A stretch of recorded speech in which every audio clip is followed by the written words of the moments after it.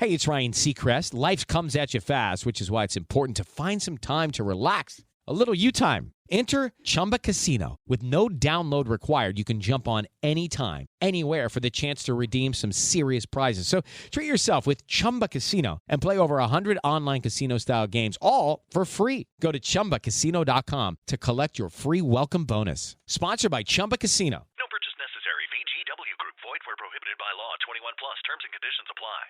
At Arizona State University, we've made online education better, smarter, and more personalized so you can go further in your aspiring field. I decided to pursue medicine once I realized that ASU did have the online program for biological sciences. You're still required to learn the same curriculum. You're still being tested on the same content that anyone would be tested on in person. The comprehensiveness of the program prepared me so well for medical school.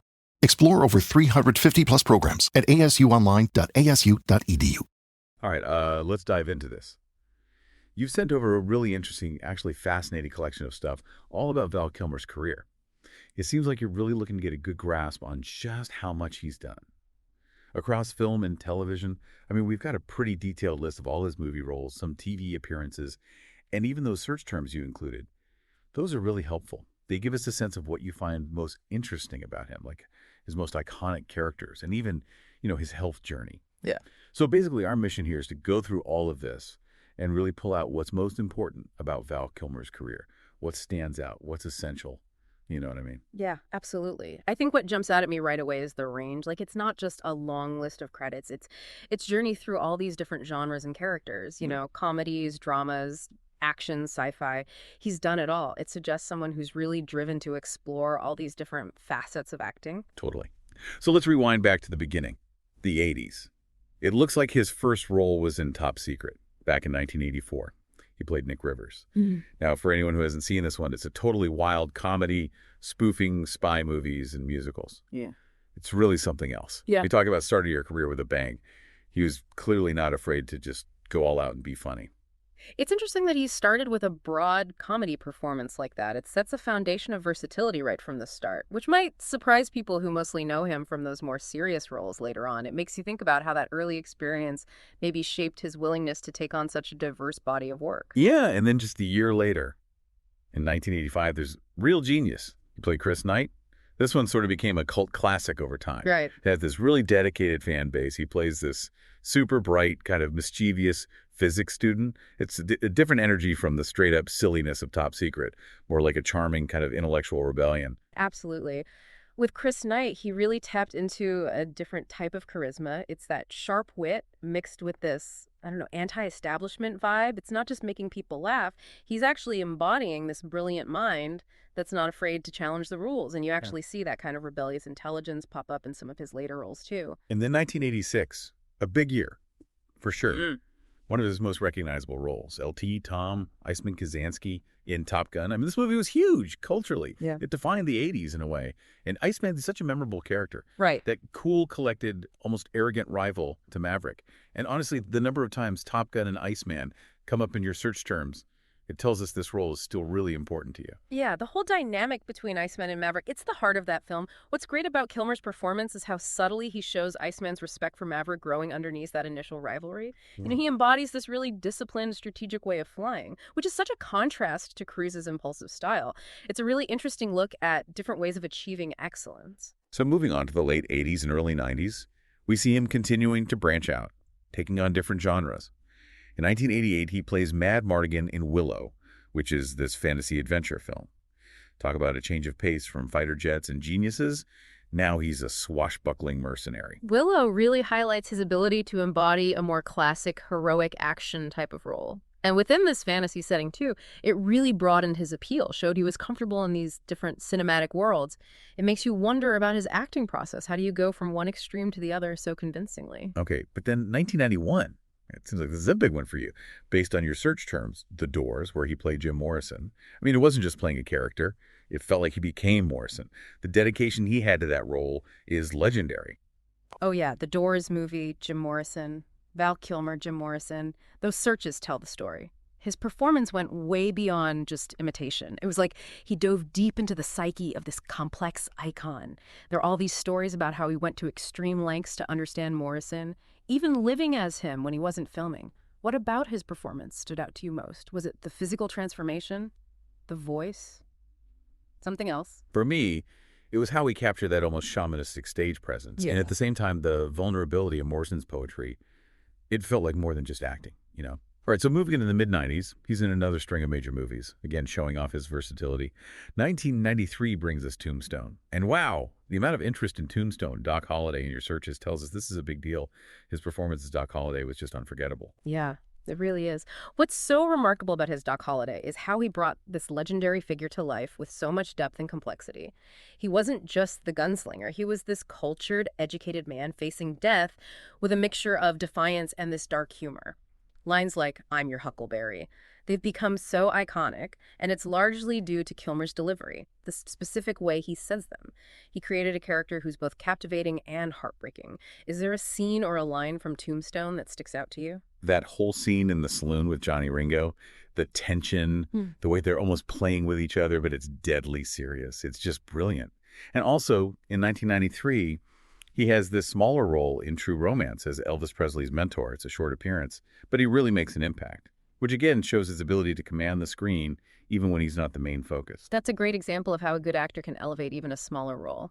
His Elvis in True Romance adds this surreal, almost mythical element to the film. It shows he doesn't need to be front and center to create a memorable character. And then 1995, he puts on the cape and cowl, becomes Bruce Wayne Batman in Batman Forever. It looks like you're interested in how he stacks up against other actors who played Batman. Yeah, taking on Batman, it's a big deal for any actor. Kilmer brought his own spin to the role. Maybe a more world-weary Bruce Wayne really struggling with his past, even though the film itself was more lighthearted. His performance gave us glimpses of that darkness, that internal conflict. What did you think of his interpretation compared to other actors who've played Batman? I think he captured that internal struggle really well, the conflict between the public face and the vigilante. And that same year, 1995, he's also part of this incredible ensemble cast in Heat, playing Chris Shaherlis, another example of him blending into this high-caliber group of actors and contributing to this powerful, really realistic crime drama. Heat is such a great example of ensemble acting. And Kilmer's portrayal of Chris Shaherlis, this intense, kind of detached guy, he was crucial to the film's authenticity. He held his own next to Al Pacino and Robert De Niro, which says a lot about his skill and presence. So moving into the later part of his career, we see him doing voice work, like in The Prince of Egypt in 1998, where he voiced Moses. It's a totally different side of his talent. Right. Using only his voice to convey all that emotion and weight. Voice acting is really its own skill set. You're relying completely on your voice to bring that character to life, and to lend his voice to someone as iconic as Moses in a major animated film, it speaks to his versatility and the power he has in just his voice alone. We should also touch on some of his TV roles. You mentioned Comanche Moon, and he voiced Ki-ITT in the 2008 Knight Rider reboot. And he had appearances in shows like Entourage and Psych.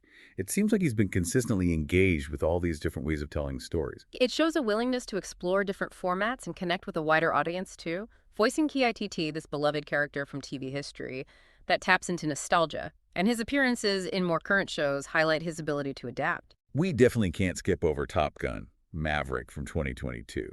I mean, the fact that Top Gun Maverick and searches like Val Kilmer Top Gun Maverick, even Tom Cruise on Val Kilmer Death, are so prominent. It tells us that his return as Iceman was really significant for you. It's a powerful moment for a lot of viewers. It was more than a cameo. It was this really moving continuation of Iceman's story. And considering the health challenges he's gone through, his return to that role resonated so deeply with people. It was a testament to how much people connect with him and with that character and with the impact Iceman had on pop culture. Which kind of naturally leads into some of your other search terms. Yeah. Those ones about his health, Val Kilmer health, Val Kilmer cancer, throat cancer, and questions like, is Val Kilmer still alive, Val Kilmer today? And while the information you sent doesn't get into specific medical details, it's understandable that this is something you're curious about. And we can acknowledge that his career has continued even with those challenges. And his appearance in Top Gun Maverick is a really visible and inspiring example of that. It's definitely important to acknowledge that interest in his well-being and to recognize how he's continued to work despite the obstacles he's faced. His return to Top Gun was a really powerful reminder of his strength. You also searched for things related to his family, Joanne Wally, Mercedes Kilmer, Jack Kilmer, Val Kilmer children, Val Kilmer daughter, Val Kilmer family. It's natural to be curious about the personal lives of people in the public eye. the people they're close to. And again, while we don't have specifics here, it's a common thing. People are interested in the families of actors. Yeah, the lives of actors often extend beyond the screen, and it's understandable that people are curious about their families and their personal relationships. Finally, your search terms included a long list of other movies and roles, like Willow Movie, Top Secret Movie, Real Genius, Heat Movie, Kiss Kiss Bang Bang Alexander, The Island of Dr. Moreau, The Ghost in the Darkness, The Saint, At First Sight, Red Planet, The Salton Sea, Wonderland, Deja Vu. It really highlights how diverse and prolific his career has been over decades and across genres. Looking at that list, it's amazing to see the variety of characters he's played. From action heroes to romantic leads, historical figures to more offbeat roles. He's consistently taken on new challenges. He's never let himself be typecast. And if you want to explore his filmography and TV work in more detail, the information you send over mentions resources like IMDb, Wikipedia, and TV Guide. They'll give you a complete list of everything he's been in. Those are great resources for anyone who wants to dig deeper into his career and learn more about specific projects and the people involved. So, as you can see from this deep dive into the information you provided, Val Kilmer has had a truly incredible career, from comedy to drama, voice acting. He's left his mark on film and television. But here's something to think about.